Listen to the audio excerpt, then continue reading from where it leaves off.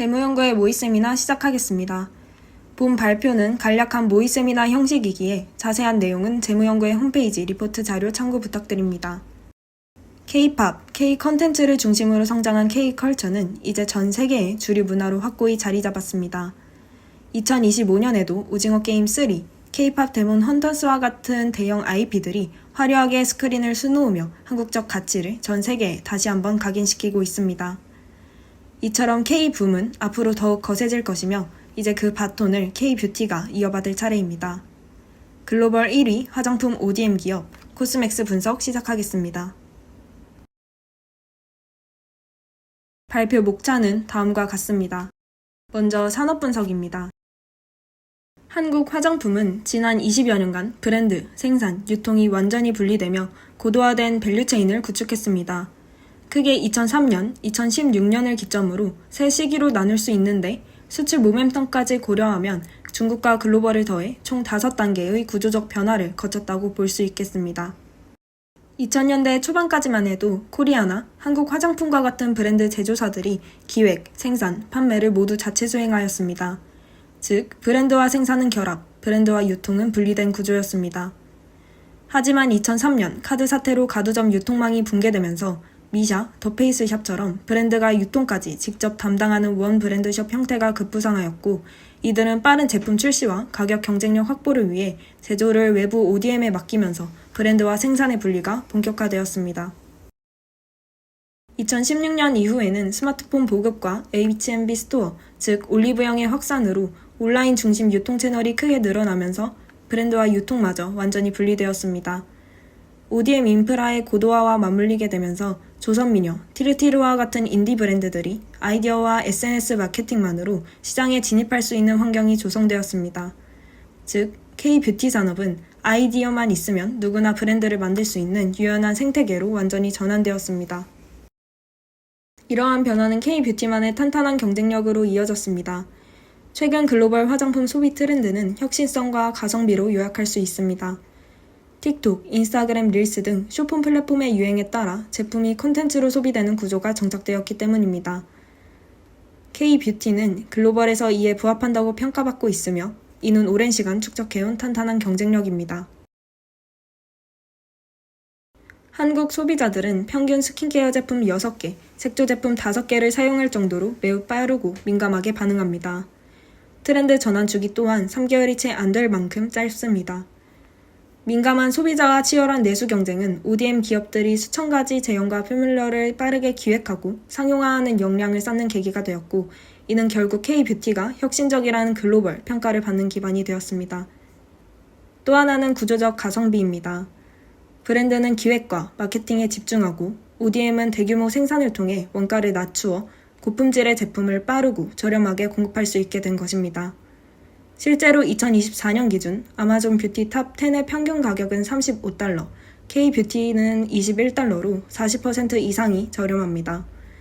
덕분에 K-뷰티는 더 이상 한류 콘텐츠에 묻어가는 트렌드가 아니라 제품 자체의 경쟁력으로 글로벌 소비자에게 인정받는 단계로 나아갔습니다. 2013년에는 한류 콘텐츠를 등에 업고 중국 시장에서 따이고 왕홍 중심 비공식 유통으로 급격히 성장했지만 사드 사태 이후 규제와 구조적 한계가 드러났습니다. 이후 한국 화장품은 플랫폼 기업의 성장을 바탕으로 공식 유통망과 선진시장 전략으로 전환했고, 아마존, 세포라에 진출하면서 2024년 기준 글로벌 수출 시장 점유율 3위를 기록했습니다. 이제 K-뷰티는 유럽, 중동, 동남아까지 파급력을 넓히며 단기 유행이 아닌 산업적 도약 국면에 진입했습니다. 다음은 코스맥스 기업 개요입니다.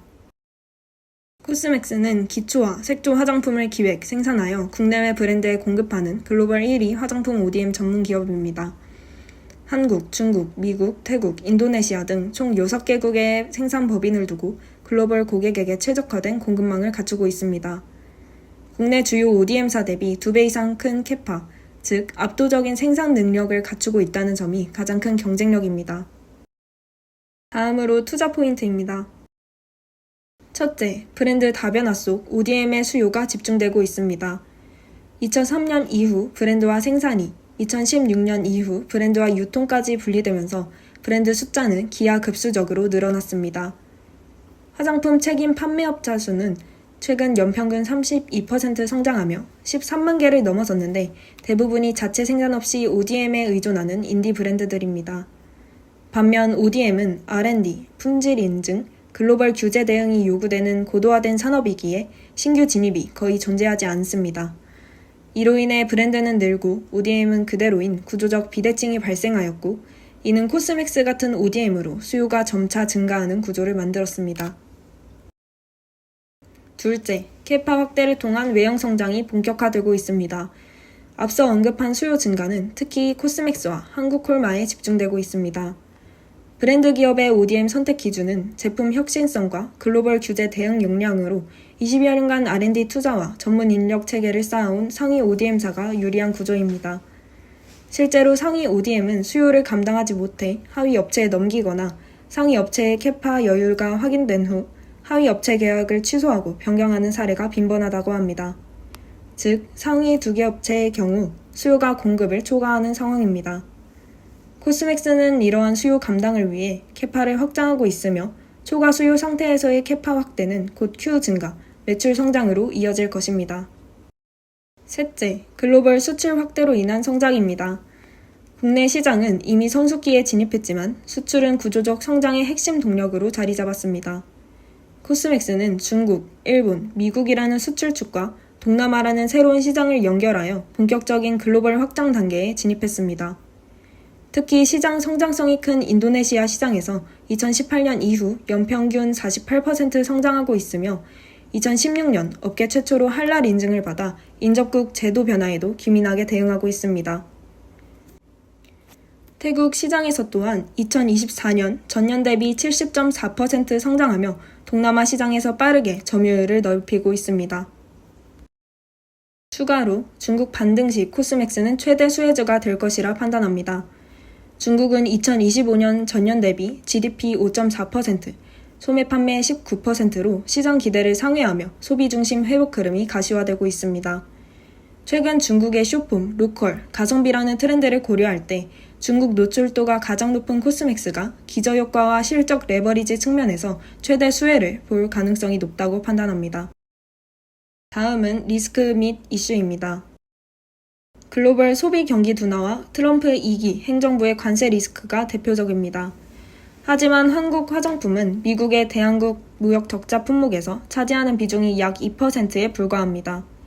또한 전략 산업이 아닌 소비재이기 때문에 관세 우선순위에서 밀릴 가능성이 큽니다.